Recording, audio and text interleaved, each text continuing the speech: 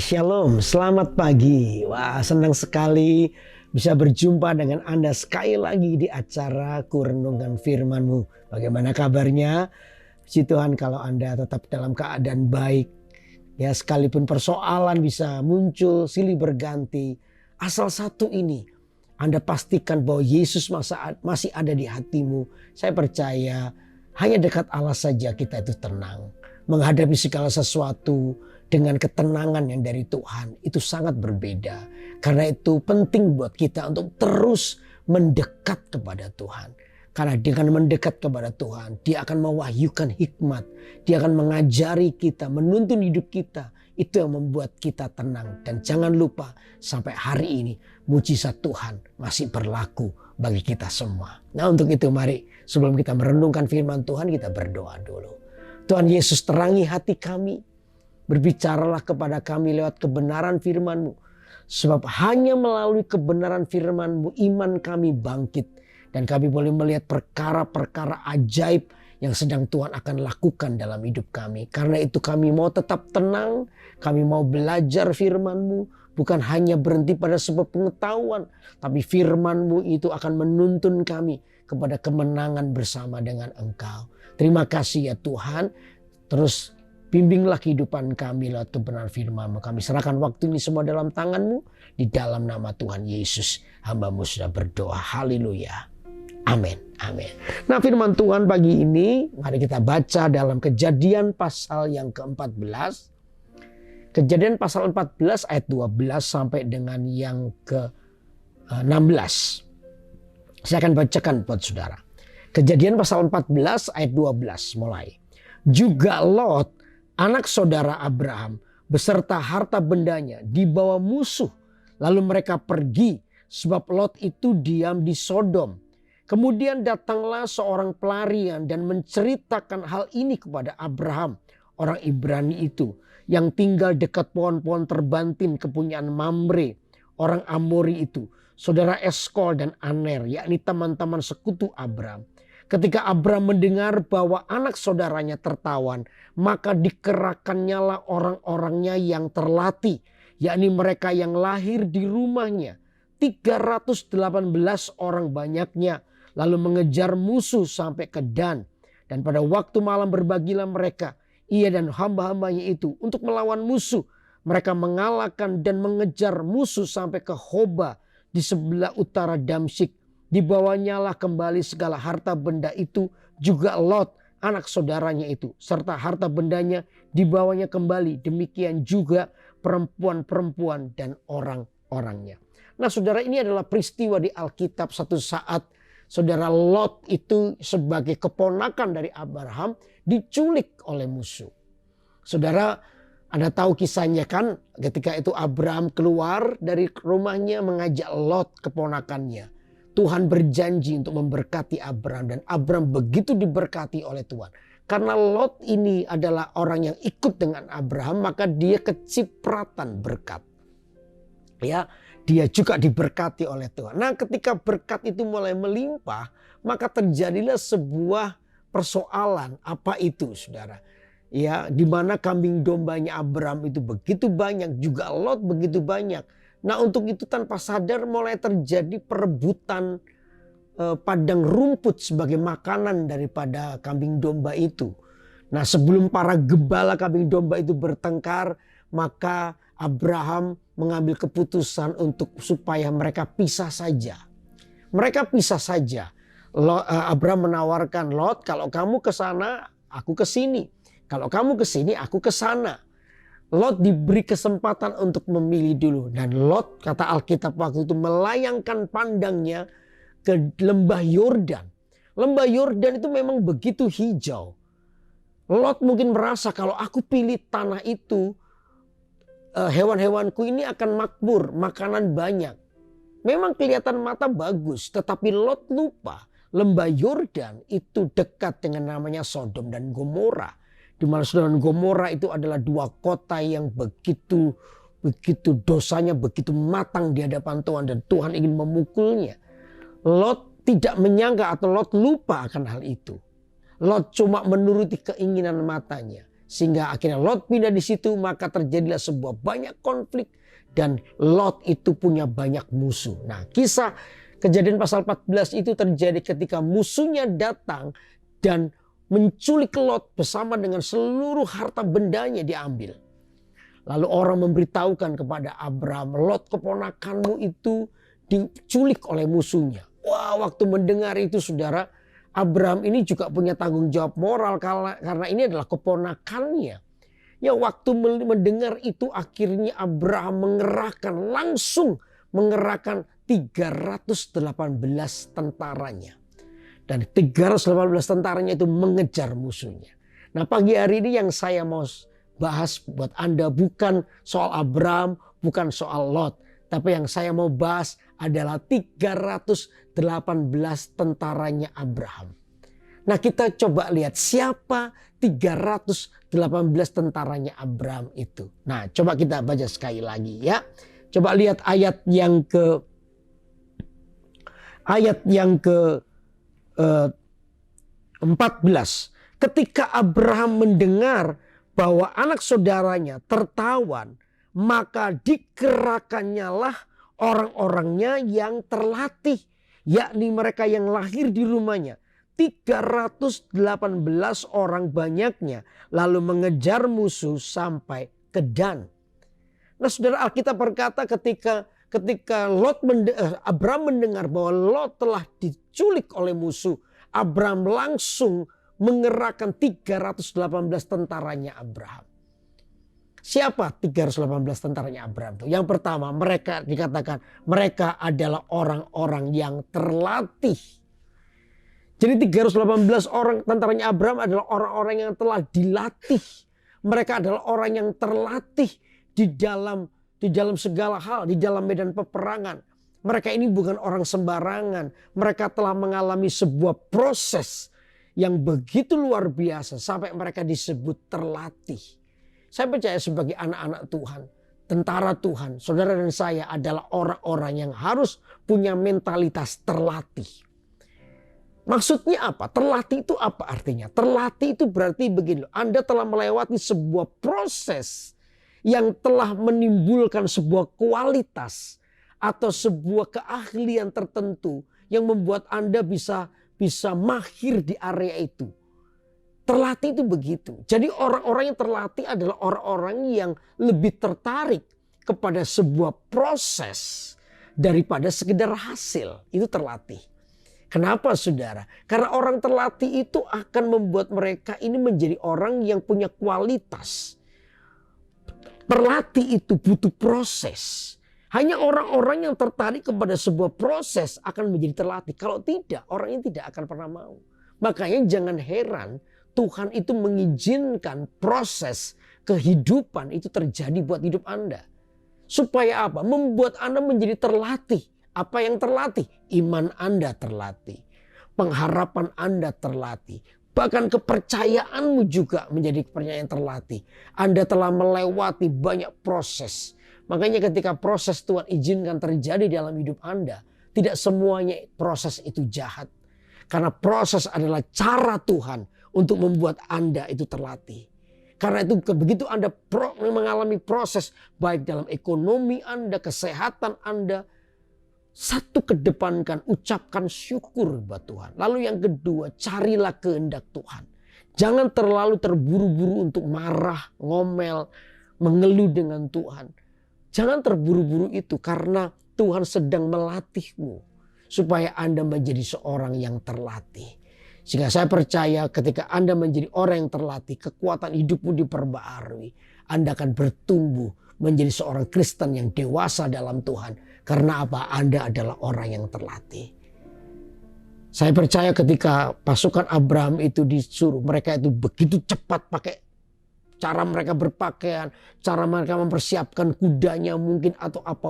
Cepat sekali. Karena mereka terlatih dan mengejar musuh, atur strategi langsung mengejar musuh. Kalau ini larinya kemana-kemana mereka tahu semua. Karena mereka adalah terlatih. Begitu gampangnya mereka akan memenangkan sebuah perlombaan, sebuah peperangan. Karena mereka adalah orang yang dilatih. Karena itu saudara, jangan cepat marah dengan Tuhan. Jangan terlalu cepat untuk mengeluh dengan Tuhan ketika Anda diproses. Sebab proses itu melatih tanganmu untuk bertempur. Proses itu melatih imanmu untuk percaya. Proses itu melatih hatimu supaya tetap berharap kepada Tuhan. Dan saya percaya di dalam Tuhan pengharapanmu itu tidak sia-sia. Amin, saudara. Karena itu jadilah tentara Tuhan. Menjadi orang-orang yang terlatih. Orang yang lebih tertarik kepada proses daripada sekedar hasil. Tentunya kita akan lihat sebuah hasil. Tapi hasil itu betul-betul melewati sebuah proses yang membuat kita berkualitas. Jangan terbalik. Orang hanya ingin hasil. Ya tidak salah, memang itu tujuan. Tetapi ada banyak hasil tetapi tidak punya kualitas. Ya, ada banyak orang kuliah misalnya ingin jadi dokter bagus. Tapi kuliah prosesnya ini nggak pernah diikuti dengan baik. Males kuliah. Ya, tapi maunya pengen jadi dokter handal. Pengennya jadi dokter terkenal. Tapi untuk kuliah aja malas. Ya, dia suka titip tanda tangan lah. Masuknya cuma tertentu aja. Untuk proses belajarnya dia nggak mau. Tapi cita-citanya tinggi. Itu omong kosong namanya. Saya percaya kalau Anda ingin punya cita-cita yang bagus. Tentu ada harga yang dibayar. Ada proses terjadi. Dan saya percaya ketika Anda terfokus kepada semuanya itu. Anda akan jadi orang yang terlatih. Jadilah orang yang terlatih. Amin. Lalu yang kedua apa? Mereka dikatakan orang-orang yang terlatih, yakni mereka yang lahir di rumahnya Abraham. Rumahnya siapa ya? Abraham. Jadi 318 tentaranya Abraham itu adalah anak-anak dari pegawai-pegawainya Abraham. Yang lahir di rumahnya Abraham. Kalau mereka lahir di rumahnya Abraham, maka mereka itu hidup dengan nilainya Abraham. Saudara dan saya ini lahir di sebuah rumah. Dan rumah itu telah membangun nilai dalam hidup Anda dan saya. Betul nggak? Saya ini lahir di rumah papa saya. Papa saya itu punya nilai. Dia mengajar. Contoh yang paling gampang adalah gini. Yudi, kalau kamu makan, kamu lihat orang yang lebih tua dari kamu di situ, pamit makan. Om makan dulu, tante makan dulu, susu makan dulu, ai makan dulu. Ya, itu nilai.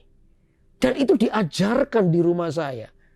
Dan saya karena nilai itu saya hidup dengan nilai itu. Dan sekarang nilai itu juga saya ajarkan kepada anak saya. Ini nilai penghormatan sederhana. Itu nilai. Saya dibangun di situ. Tapi mungkin ada beberapa di antara saudara yang tidak dibangun dengan nilai itu. It's okay, nggak apa-apa. Tapi saya cuma mau menggambarkan bagaimana 318 tentaranya Abraham. Itu lahir di rumahnya Abraham dan dibangun nilai. Dan Anda tahu Abraham adalah orang pertama yang membangun mesbah buat Tuhan. Anda bisa tahu bagaimana kehidupan rohaninya Abraham. Jadi kalau Abraham hidupnya rohani itu pasti nilai ini juga yang dibagikan kepada 318 tentaranya Abraham. 318 tentara Abraham itu adalah orang yang punya hidup iman seperti Abraham. Mereka ini punya nilai. Mereka ini punya sebuah prinsip kehidupan seperti yang diajarkan Abraham. Jadi bagaimana kita hidup ini luar biasa. Harusnya Anda dan saya adalah orang-orang yang hidup dengan nilai kerajaan Allah. Amin. Jangan jadi orang Kristen yang gampang kompromi demi kepentingan atau menyelamatkan atau menjawab atau memenuhi kebutuhan saudara Anda, kompromi menurunkan standar firman Tuhan. No.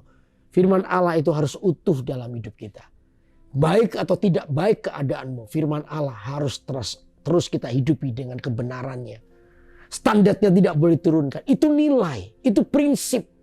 Sehingga apapun keadaan Anda tidak menjadi orang yang gampang menurunkan standar firman Allah lalu kompromi dengan dosa demi kepentingan diri Anda sendiri. Gak akan terjadi.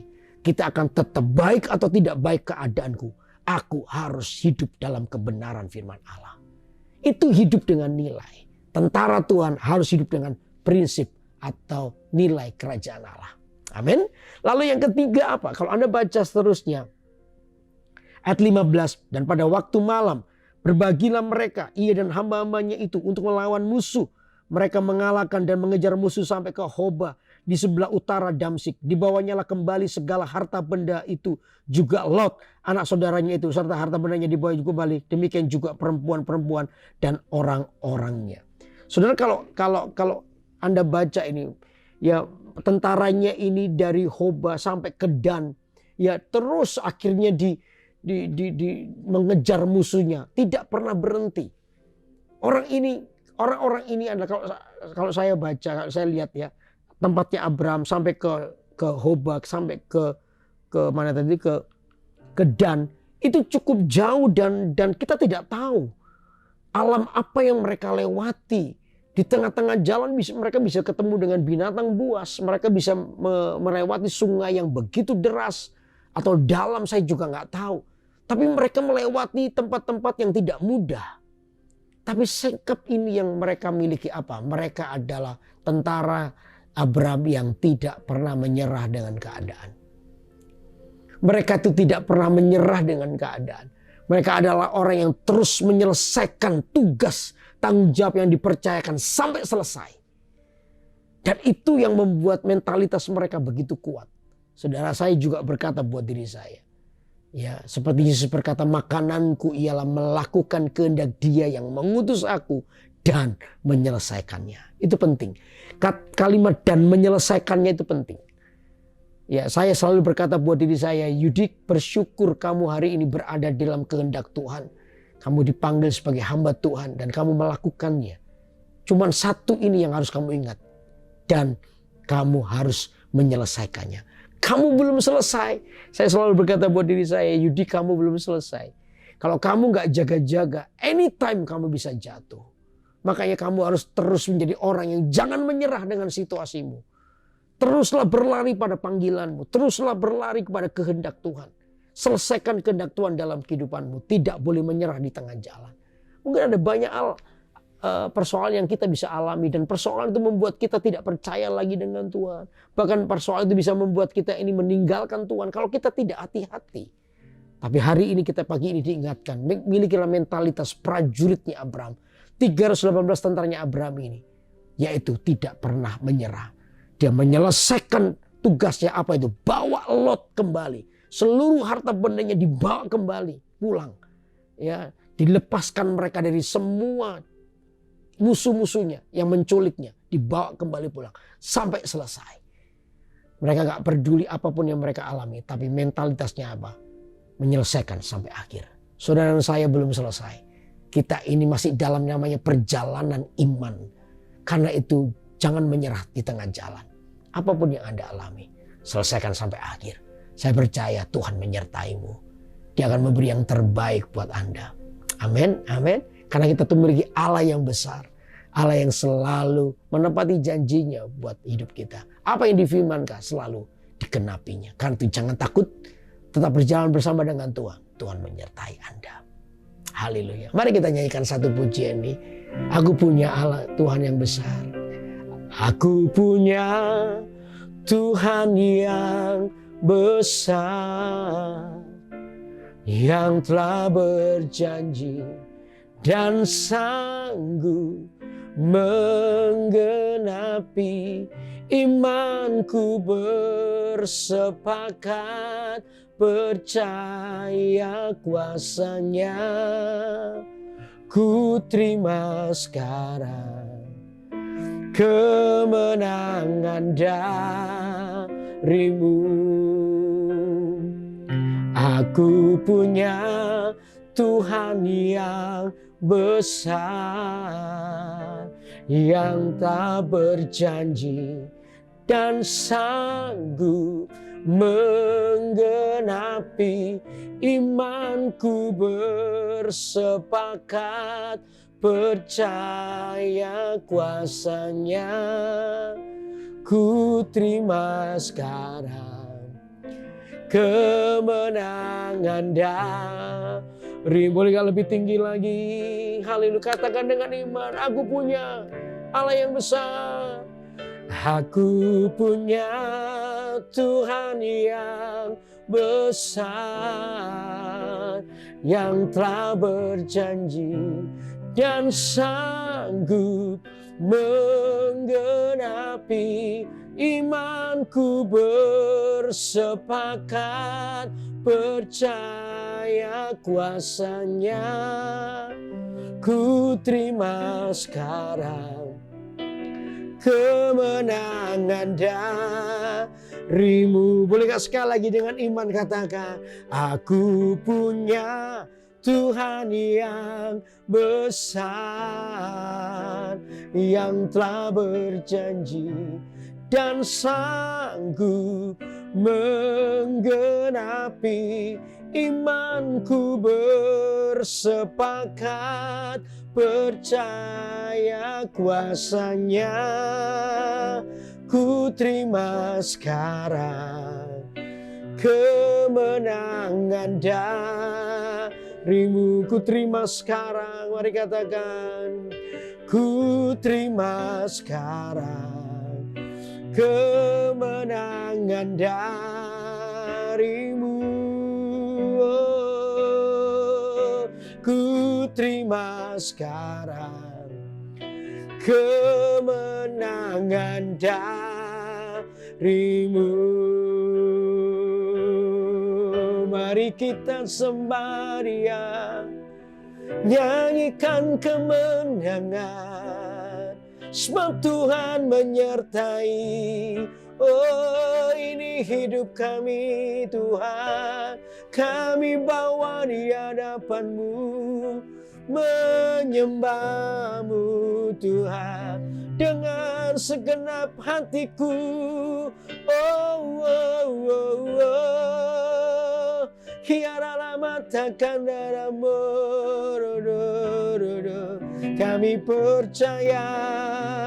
Kami percaya Engkau Tuhan Allah yang besar, yang sanggup menopang hidup kami.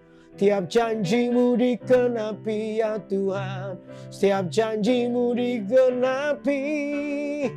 Haleluya, haleluya. Oh, oh, oh, oh, oh. Thank you Lord, thank you Lord. Terima kasih Tuhan. Haleluya. Oh, Dia Allah yang sanggup menopang hidupmu. Jadilah tentara Tuhan yang kuat. Jadilah tentara Tuhan yang terlatih. Jadilah tentara Tuhan yang hidup dengan prinsip, dengan nilai. Jadilah tentara Tuhan yang tidak gampang menyerah dengan apapun. Karena itu biar pagi hari ini mari kita bawa hidup kita kepada Tuhan. Saya mau berdoa bagi beberapa orang yang hari ini kau datang dengan pergumulan. Yang hari ini ketika engkau mendengar acara kurenungan firman-Mu ini, saya percaya tidak ada yang kebetulan. Kalau Anda mendengar Tuhan sedang berbicara kepadamu, mungkin hari ini kekuatanmu begitu lemah. Saya mau berdoa buat Anda, jadilah kuat, jadilah orang yang terlatih. Oh, selalu bersyukur untuk apapun yang Anda alami. Jadilah kuat oleh karena Dia yang berbicara, Dia yang berfirman kepadamu, Allah pembelamu. Kalau ada hari ini Anda mengalami pergumulan apapun, saya mau berdoa buat Anda. Angkat tanganmu, biar hari ini terima mujizat itu terjadi dalam kehidupan saudara. Tuhan hamba berdoa untuk orang-orang yang mengangkat tangan. Mereka yang datang dalam pergumulan, baik pergumulan secara kesehatan, mereka mengalami sakit penyakit. Oh Tuhan, Kau menjamahnya. Aku berkata dalam nama Yesus, penyakit keluar. Tinggalkan orang-orang ini. Oh, ada orang-orang yang hari ini mengalami persoalan ekonomi. Hari ini ekonomi mereka lagi merosot. Bahkan sudah di titik yang paling terendah. Tuhan hamba berdoa, berkati mereka ya Tuhan. Aku percaya mujizat masih terjadi dalam hidup mereka. Ada hal yang tidak pernah mereka duga, justru Tuhan siapkan, Tuhan sediakan. Hamba berdoa minta pertolongan-Mu dalam nama Yesus. Juga untuk orang-orang yang lagi persoalan dalam keluarga. Tuhan hamba berdoa, Tuhan jamah. Tuhan tolong sehingga keluarga ini dipulihkan. Hati-hati yang pun anak-anak yang penuh dengan pemberontakan Tuhan lembutkan. Suami istri yang anggurnya sudah mulai menipis bahkan habis, Tuhan tambah dengan anggur baru sehingga sukacita dalam keluarga itu melimpah kembali. Hamba berdoa Tuhan melepaskan berkat hari ini dalam nama Yesus. Setiap orang-orang yang mengalami masalah dijamah oleh Tuhan dan kekuatan hidup mereka diperbarui. Aku berkata di dalam nama Yesus, terimalah mujizat-Mu pagi ini. Di dalam nama Yesus aku percaya kemenangan Tuhan bersama dengan Anda. Terima kasih ya Tuhan. Mari semua angkat tanganmu. Terimalah berkat daripada Tuhan atas kehidupan saudara yang membawa pada kemenangan oleh karena Yesus Kristus yang mengasihimu. Dia adalah Allah yang setia. Dia menuntunmu kepada kemenangan di dalam kehendaknya. Dalam nama Yesus yang percaya diberkati oleh Tuhan. Katakan sama-sama. Amin, amin, amin. Biar firman hari ini sungguh-sungguh menguatkan hatimu. Dan sungguh-sungguh imanmu diteguhkan oleh karenanya. Karena itu saudara, saya dorong Anda terus untuk mengikuti acara Kurenungan Firman-Mu tiap hari Senin pukul 6 pagi waktu Indonesia bagian Barat. Dan pukul 7 pagi waktu Indonesia bagian Tengah di YouTube KMS Kalimantan. Karena itu ajaklah keluarga, ikuti acara ini. Saya percaya Tuhan akan memberkatimu. Kekuatan Anda diperbaharui. Karena itu siapkan hati Anda untuk bersama-sama mengalami pertumbuhan. Untuk itu terus ikuti acara ini dan bertumbuhlah di dalam Tuhan. Sampai ketemu hari Senin minggu depan. Tuhan memberkati. Bye-bye.